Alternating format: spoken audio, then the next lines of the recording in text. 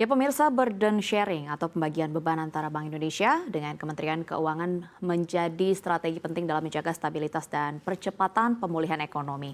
Lewat skema ini, Bank Indonesia ikut membantu pemerintah untuk membiayai program prioritas seperti pembangunan perumahan rakyat dan juga koperasi desa dengan cara membeli surat utang negara dan menanggung sebagian bunganya.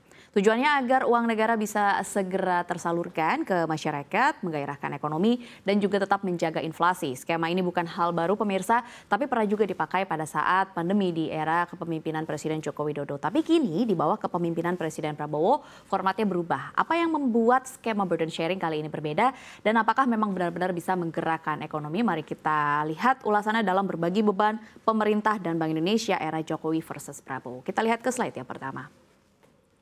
Ya pemirsa, perlu diketahui sejak awal tahun 2025 memang Bank Indonesia makin gencar membeli surat berharga negara atau SBN di pasar sekunder sebagai langkah mendukung program prioritas pemerintahan Prabowo. Langkah ini terlihat sebagai bentuk sinergi antara fiskal dengan moneter untuk memperkuat pembiayaan domestik. Lebih lanjut dilakukan skema baru pembagian beban bunga SBN secara merata yaitu dengan sistem 50-50 atau 50-50 antara Bank Indonesia dan Kementerian Keuangan. Skema ini berlaku khusus untuk dua program, yaitu yang pertama adalah program perumahan rakyat dan yang kedua adalah koperasi desa merah putih, di mana artinya kedua lembaga ini berbagi tanggung jawab biaya bunga. Skema ini dinilai lebih terarah karena menargetkan sektor real yang langsung menyentuh masyarakat. Dengan demikian pembiayaan menjadi lebih efektif dan juga terasa langsung dampaknya di masyarakat. Meski demikian, harus dipastikan efektivitasnya lewat pelaksanaan yang terukur.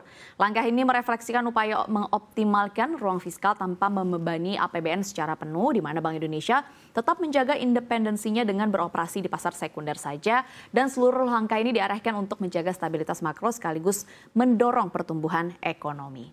Dengan format burden sharing ini, pemerintah berharap mempercepat penyaluran dana ke sektor produktif. Fokusnya adalah memperkuat konsumsi dan juga investasi melalui dukungan langsung. Ini menjadi strategi kebijakan fiskal moneter masa kini yang adaptif. Lalu sebenarnya apa bedanya skema burden sharing era Presiden Prabowo dengan era Presiden Jokowi? Kita lihat ke slide selanjutnya. Ya, burden sharing sesungguhnya memang sudah pernah diterapkan pada saat masa pandemi COVID-19, yaitu di era kepemimpinan Presiden Joko Widodo. Saat itu, Bank Indonesia bersama dengan Kementerian Keuangan berbagi pembiayaan untuk stimulus ekonomi, bukan pada program prioritas seperti yang kali ini dilaksanakan, melainkan untuk mitigasi krisis pada saat itu. Skemanya meliputi pembelian SBN dengan bunga yang dikompensasikan oleh Bank Indonesia melalui pembagian beban bunga. Sasaran utama penanganannya adalah kesehatan, bantuan UMKM, dan juga pemulihan ekonomi nasional. Ini adalah masa darurat waktu itu yang memerlukan langkah yang cepat pemirsa. Saat itu beban besar berhasil ditanggung bersama antara BI dan fiskal karena tujuan penyelamatan nasional lebih ke prioritas dibandingkan dengan menjaga anggaran yang ketat. Meskipun berat, sinergi ini akhirnya menyelamatkan arus ekonomi, di mana Menteri Keuangan Sri Mulyani pada saat itu pun mengatakan bahwa itu adalah extraordinary arrangement karena APBN the most important instrument in town pada saat semua lumpuh, pada saat pandemi COVID-19 waktu itu, dan APBN untuk bisa melakukan itu adalah Bank Indonesia bersama kita membantu luar biasa.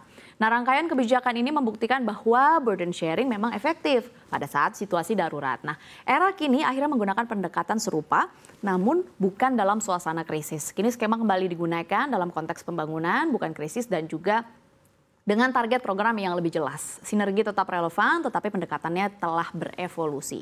Namun jadi muncul pertanyaan juga pemirsa, apakah burden sharing ini bisa memicu inflasi? Ya, ini menjadi perhatian banyak pihak karena kebijakan ini akhirnya melibatkan sinergi fiskal dan juga moneter. Namun pemerintah kembali menegaskan tidak otomatis meningkatkan tekanan harga, di mana Menteri Keuangan Purbaya menyatakan bahwa inflasi lebih dipicu oleh pertumbuhan ekonomi di atas kapasitas yang tersedia, bukan mekanisme burden sharing itu sendiri. Skema ini bersifat tertarget atau terfokus dan juga berorientasi pada efek real ekonomi yang harusnya dirasakan oleh masyarakat.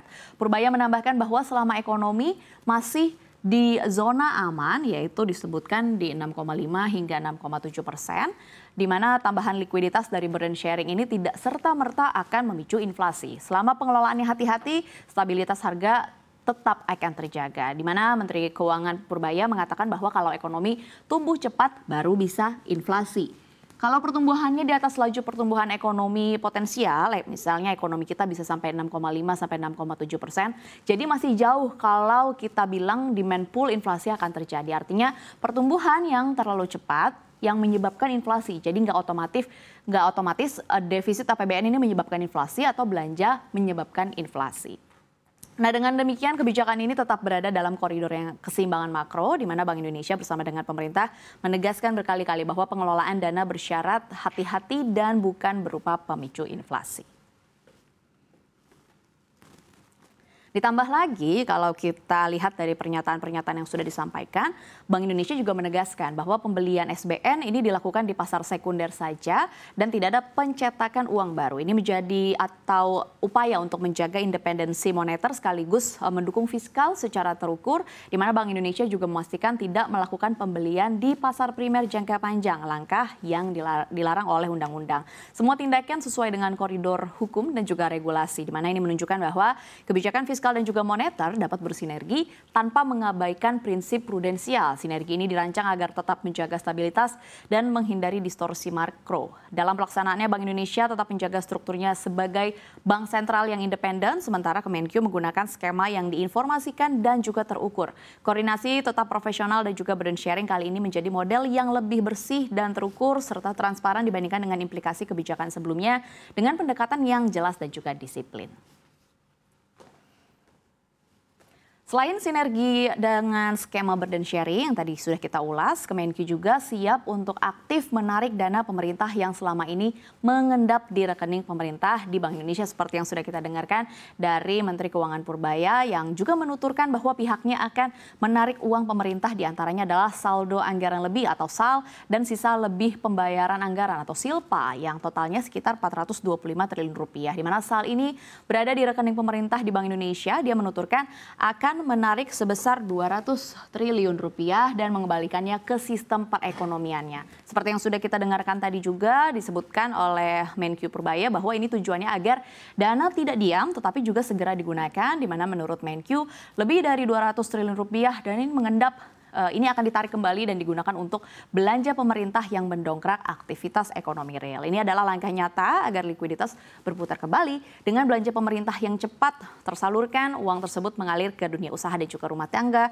yang kemudian mendorong konsumsi dan juga investasi. Polanya ini mendukung pertumbuhan sekaligus diredamnya tekanan harga.